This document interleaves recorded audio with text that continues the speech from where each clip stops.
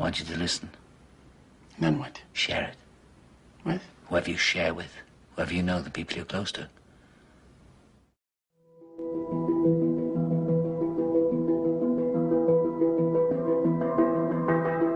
Tonight's talk is consciousness, creativity, and the brain.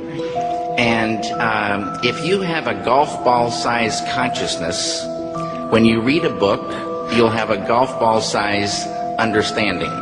When you look out, a golf ball-sized awareness. And when you wake up in the morning, a golf ball-sized wakefulness. But if you could expand that consciousness, then you read the book, more understanding. You look out, more awareness, and when you wake up, more wakefulness. It's consciousness.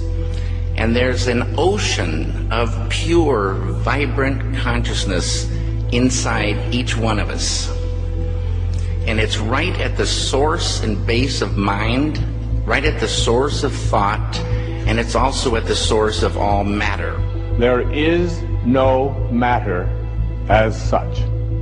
All matter originates and exists only by virtue of a force which brings the particle of an atom to vibration and holds this most minute solar system of the atom together.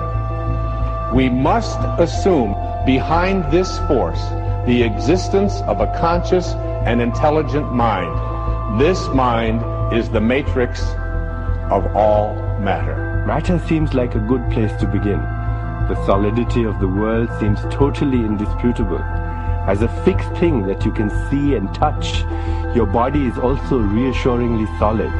But beginning with Einstein, modern physics has assured us that this solidity is a mirage. All of physical matter, everything we have around us, is the result of a frequency. And what that also means is that if you amplify the frequency, the structure of the matter will change.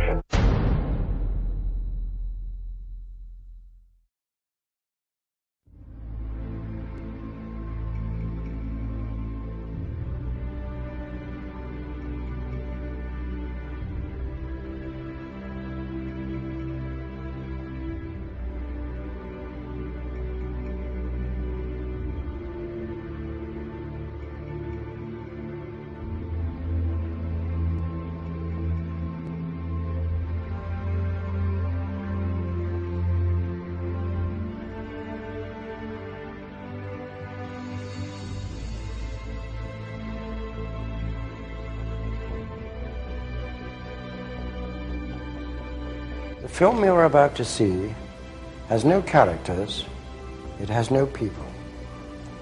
It is a film to describe to you and explain visually the effect of cymatic frequencies on texture, structure, water, oil. You will see many things that answer many questions. You will see living forms, living amoeba, almost animal-like creatures. You will see continents being formed, the earth itself coming into existence, explosions, eruptions, atomic explosions, and bombs.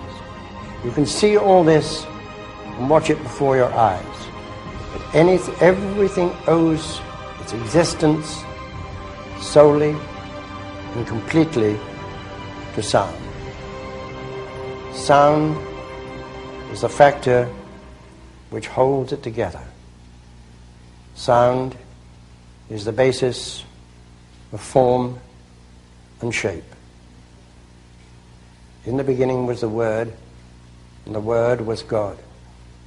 We are told that this is how the worlds began and how creation took shape. If we put that into the modern idiom and say that into the great voids of space came a sound, and matter took shape. Please watch carefully.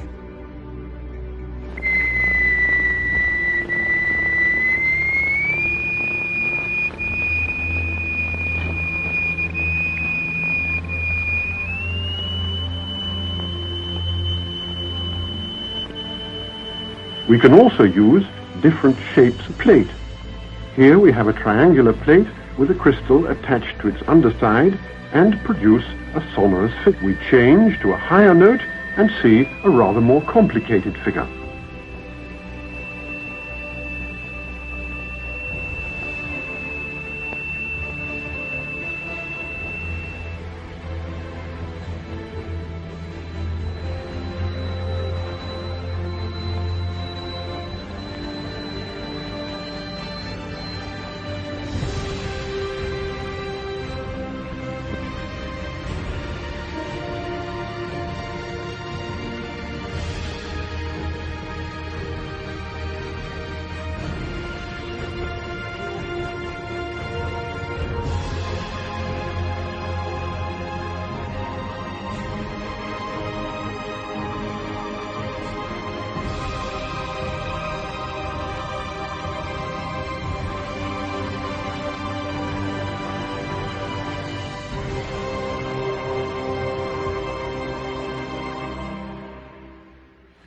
We use sand and lycopodium.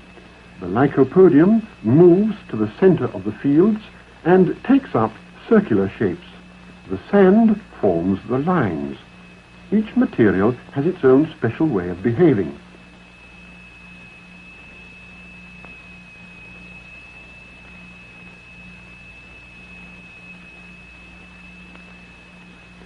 Lycopodium alone, a sonorous figure, transition to a mobile flowing phase,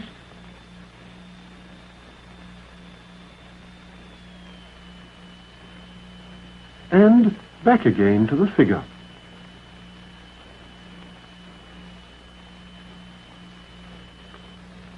The sonorous figures represent stationary waves, but now we can also observe moving waves. Here the sand is flowing in a current. What is it that drives the rotational effect in our galaxies? What is it that drives the rotation of the planets? What is it that drives and impacts the rotation of Earth? In vibrating glycerin, we see continuous waves which form the queerest figures. And yet, the extraordinary things we see here are simply and solely the effect of vibration.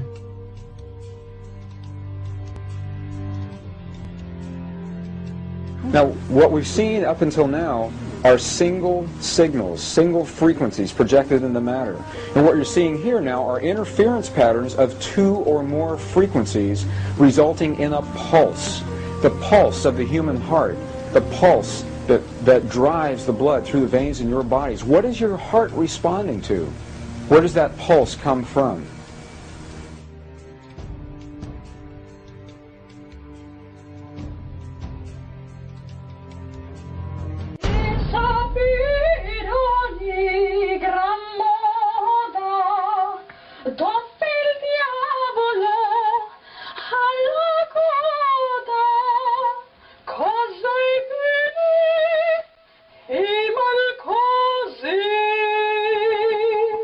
Del sapere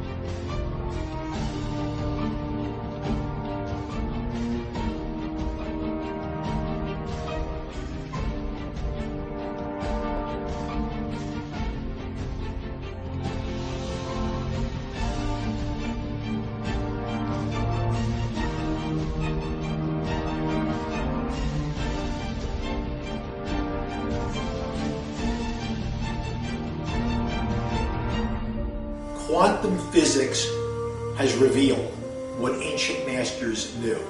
Matter does not exist. The concept of substance arose from the philosophy of Aristotle. And from that concept came science's conception of matter. The fact of the matter is that the substance of the universe is consciousness. Belief that the substance of the universe is matter leads to what I call a fear-greed dichotomy, as people in their quiet desperation attempt to accumulate as many material possessions and riches as possible. In fact, the substance of the universe is consciousness. Therefore, it is behavior that is important.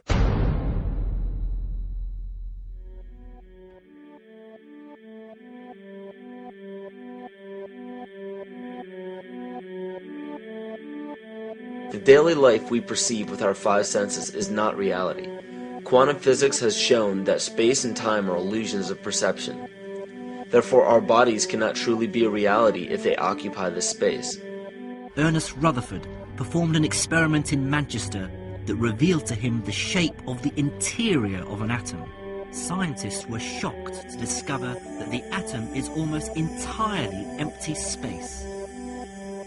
The question then became, how could this empty atom possibly make the solid world around us? Our true consciousness does not exist in our brains or in our bodies. But this illusion of our individual bodies, along with the misinformation of our true origins, has manifested the idea that we all think independently from one another. With this misunderstanding, it would seem impossible to scientifically explain telepathy, clairvoyance, spiritual mediums, and other phenomena dealing with transferring information between sources without physical means of communication. But when you understand that there is a common spiritual bond between all things in the universe, and that we are all part of one divine intelligence, no phenomena is unexplainable. The blank matter within the most basic building blocks of perceivable existence is malleable and molded by intent. This means that consciousness shapes our reality. This seems difficult to accept for most, and it is quite understandable.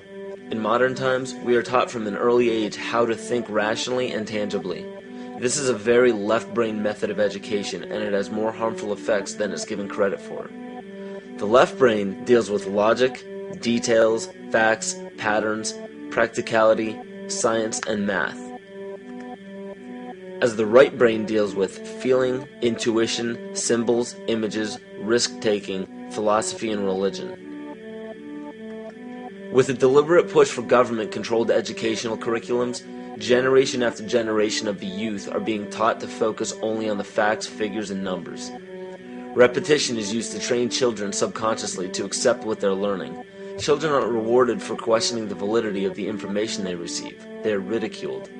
However, the children who blindly accept the information as true and merely regurgitate the information on command when it is time to take a test, those children go on to become the decision makers in our government, law, medicine, business, and every other occupation with power and prestige. The most detrimental effect of being pushed away from holistic thinking with the full brain into a strictly left brain thought is what is known as the suppression of the feminine. Every male and female have both feminine and masculine qualities. It has nothing to do with man or woman.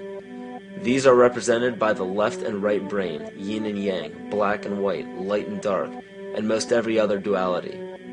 Both are vital to our spiritual and physical health. So the intangible parts of our existence, such as emotions, are part of the true reality of higher consciousness. If emotions are part of a realm that we cannot experience with our five senses, then how is it that we are all aware of our emotions? What most people believe to be emotions are not truly the emotion itself. What we are experiencing is the physical manifestation of these emotions.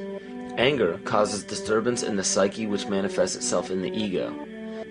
These manifestations cause the heart rate to increase, body temperature to rise, and spawn many other physical traits that signify anger.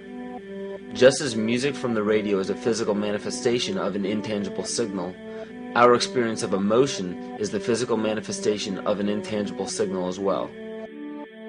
It has been shown that our emotions have a vibratory frequency to them. Furthermore, there are only two emotions that humankind experiences: fear and love. All other emotions branch either directly or indirectly from these two emotions. Fear has a long and slow frequency vibration to it, while love has a very rapid and high frequency. To show that vibration is the very foundation of existence, Hans Jenny developed what is known as Cymatics in the 1940s to show that when vibrations of sound are passed through a form of media, there is a set pattern that will follow. When the frequency increases, the media develops into a more complex pattern. This is precisely what is happening to our Earth and to humanity. There are 64 possible codes of amino acids in our DNA structure made from 4 elements: carbon, oxygen, hydrogen, and nitrogen. By any means of logic, we should have all 64 codes activated within our DNA structure. Yet we presently only have 20 active codes.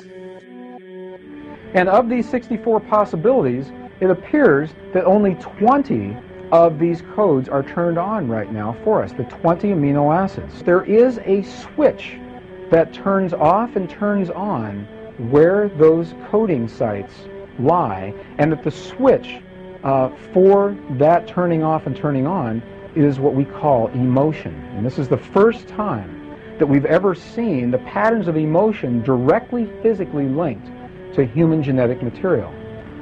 Well, fear is a long, slow wave of emotion. So this wave of fear is a long, slow wave and touches relatively few sites on this DNA. So an individual living in fear is limited to the number of antennae that they have available to them, whereas an individual living in the pattern of love, this is love in DNA, you can see it's a higher frequency, shorter wavelength. We have many more potential sites for coding along that genetic pattern. This information, this is amazing. This is the first time we've ever had a hard digital link between emotion and genetics. This is important to understand because another researcher named Vladimir Popanov measured tiny particles of light called photons inside a vacuum tube. The photons were scattered as expected. A sample of DNA was then entered into the vacuum tube and they measured the photons again. They found that the particles of light aligned themselves along the axis of the DNA. Then, as they removed the DNA sample, the photons remained aligned to the same form of the DNA even though no DNA was present. This is what is known as the phantom DNA experiment. Science has now bridged a very important gap between physical and ethereal, or spiritual. Our emotions directly affect the structure of our DNA, which directly shapes the physical world we experience every day. So the messages left by the ancients that we've explained here were more than just prophecies about a one-world government or a new world order. We now understand why the study of the heavenly bodies were so important. The rotation and orbit of all that makes up our universe serves as a clock to map changes and transitions. This helped the ancients understand that the change of the heavenly bodies were a mirror to the changes of all existence. Ron Sakerly, Department Chairman, Chemistry, University of California, Berkeley, showed that DNA acts as an antenna for cellular upregulation. The primary function they taught us about what DNA is about. It's a receiver and transmitter of photons, light, and phonon sound. For what? Cellular upregulation, meaning that they're water molecules, the pyramid power around the DNA spiral energizing strands are taking in the spiritual energy of love vibrations and then sending it out for manifesting, precipitating in a quantum field, the physical matter of the body. These are hertz, frequencies, or cycles per second that the musicians can retune their instruments to play and experiment with. Why? Again, these are the Creator's musical scale, the original solfeggio, buried for 3,000 years in the Bible. So the ancient priests who knew how to levitate the huge stones for the building of the pyramids, and the Masonic knowledge that predated ancient Egypt, the ability to have this information, these frequencies, serve the function of creation, destruction, and miracles on behalf of the empowered people who had access to this knowledge. I say that because of this metaphor.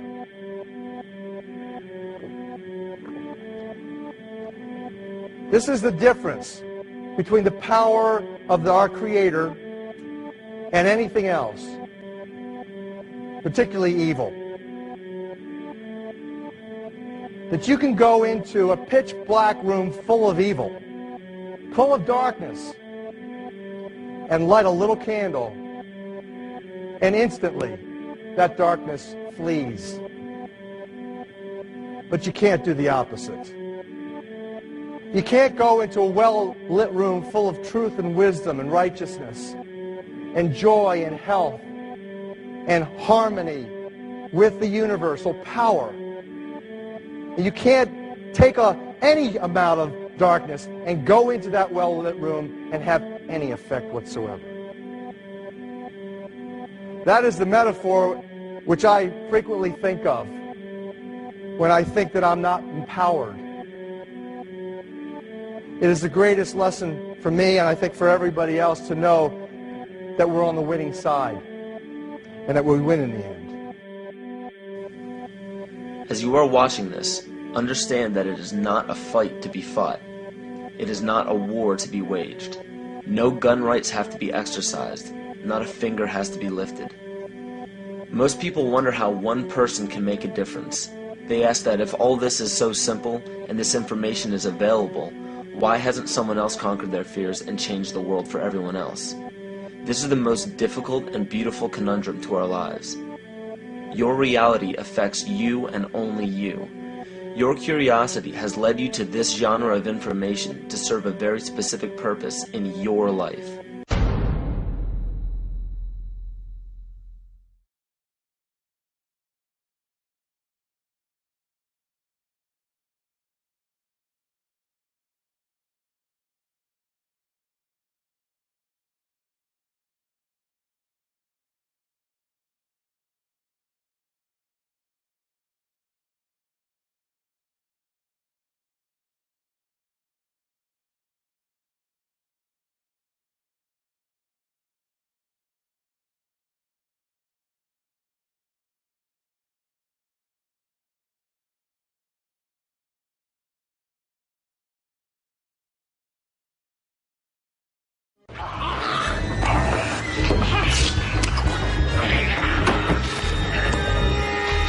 So, who is in control? Huh? Are you? Am I? The guards outside? The warden in his office? Yeah? Who's in control? Testing, testing, testing. 1, 2, 3, 4. Dr. Ethan Powell interviewing Dr. Theo Corder. Now, this will be a very simple test. Pass or fail, life or death. You ready, Jean? Now, you write on this paper what I have taken from you. What have you lost? Write it! Write it! Wrong! Never had control. You only thought you had it. An illusion, tabby bourgeois. What do you control? For sure. Huh? The volume in your stereo, the air conditioning in your car. What else? What else? All right. Another chance. You were nervous. Too much pressure. Try again. What have you lost? What did I take? Write it. Write it!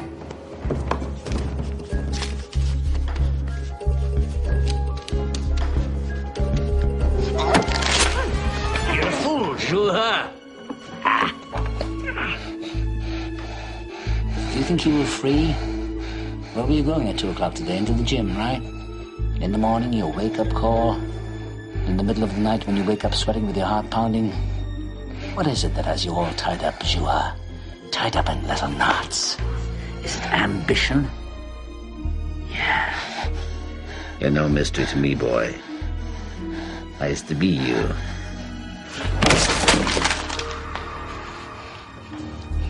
Okay, one last chance. You think I won't do it? That's one psychiatrist less to the world. I'm already deep in the pit, so what can they do to me? Last try. Get it right. What have you lost? What did I take from you? Write it.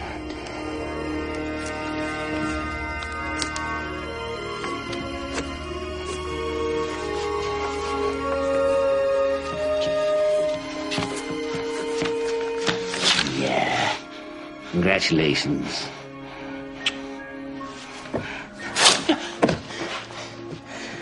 You're a student after all.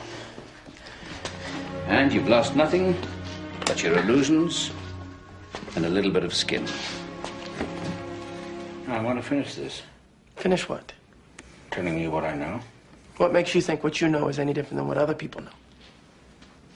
I had different teachers.